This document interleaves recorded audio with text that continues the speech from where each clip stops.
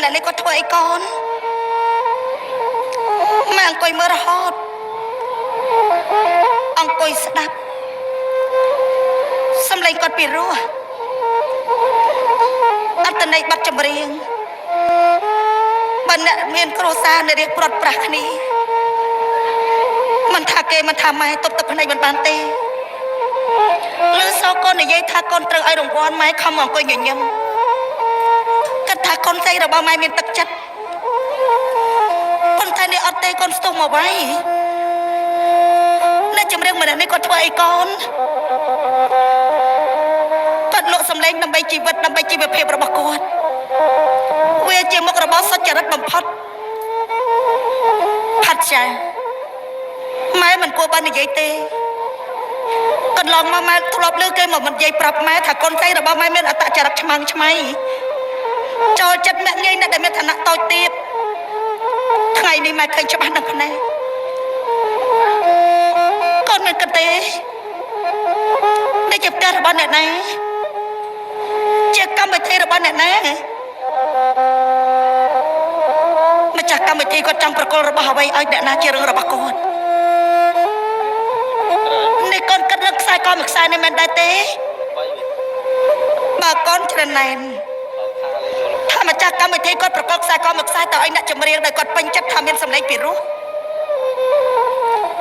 បើប្រៀបជាមួយនឹងឪពុករបស់កូនដែលនៅក្នុងវិមានរបស់យើងគាត់តែងតែចែកខ្សែក៏មានតម្លៃទៅដល់អ្នកបម្រើនៅក្នុងផ្ទះគាត់បើយើងធ្វើការប្រៀបធៀបវាមិនស្មើនឹងឪពុករបស់កូនចែកអ្នកបម្រើនៅក្នុងផ្ទះយើងផងហេតុអីបានកូនត្រូវមកចំណានមកចាប់អារម្មណ៍លើខ្សែកូននេះ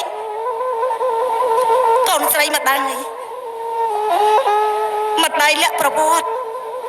តើកូនមានអត្តចរិតឆ្មើងឆ្មៃកូនស្អប់កូនរើសអើងអ្នកក្រអ្នកខ្សត់តូចទាបអញ្ចឹងថ្ងៃនេះកូនស្ដាប់ឲ្យច្បាស់ម្ដាយមិនចាំបាច់លាក់កូនតទៅទៀតទេកូនដឹងទេស្រុកនេះជាស្រុករបស់អ្នកណាស្រុកនេះជាស្រុករបស់ម៉ែស្រុកកំណើតដែលកូនរស់នៅរាល់ថ្ងៃជាស្រុកខាងឪពុកកូនម៉ែអត់ដែលមកស្រុកទេកូនពេញរូបរាងទៅមកជន់ស្រុកកំណើតជាលើកដំបូងហេតុអីបានជាម៉ែទៅចេញពីស្រុកកូនអើយម៉ែក្រណាស់ដើម្បីបានមកហូបអាហារបានបាយមកចំអែតកាពះមួយពេលម៉ែអត់ចេះជ្រឿងដូចក្មេងស្រីម្នាក់នេះទេម៉ែដោះដូរដោយកម្លាំង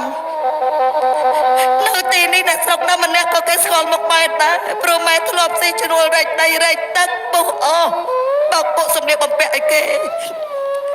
គឺម៉ែប្រើដល់កម្លាំងម៉ែសុទ្ធសាធគេប្រើឲ្យធ្វើអីក៏ព្រមដែរឲ្យតែបានបាយមួយពេលមកចំអែតក្រពះចំពាក់គេជុំចិត្តគេប្រមាថគេវាក់ងាយម៉ែអត់មានលុយសងគេម៉ែរត់ចោលស្រុក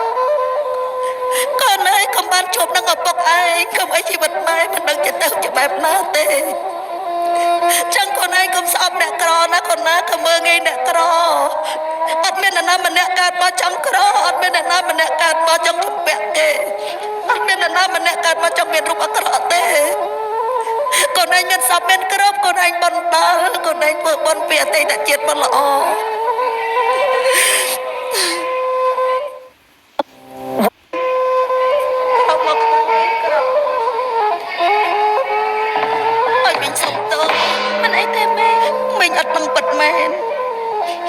អង្គុយញញឹម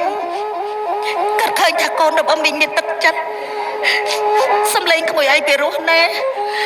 ក្មួយឈ្មោះអីខ្ញុំឈ្មោះសោភ័ណ្ឌចាស់មីងយីឈ្មោះនេះមីងដូចជាធ្លាប់ឮអស់ណាស់ហើយចោះសោភ័ណ្ឌចាក្មួយច្រៀងពីរោះបែបនេះមីងគិតថាក្មួយនឹងអាចមានជីវិតប្រសើរជាងនេះនៅថ្ងៃខាងមុខដោយសារតែសម្លេងនេះហើយអរគុណមីងតស៊ូណាក្មួយណាចា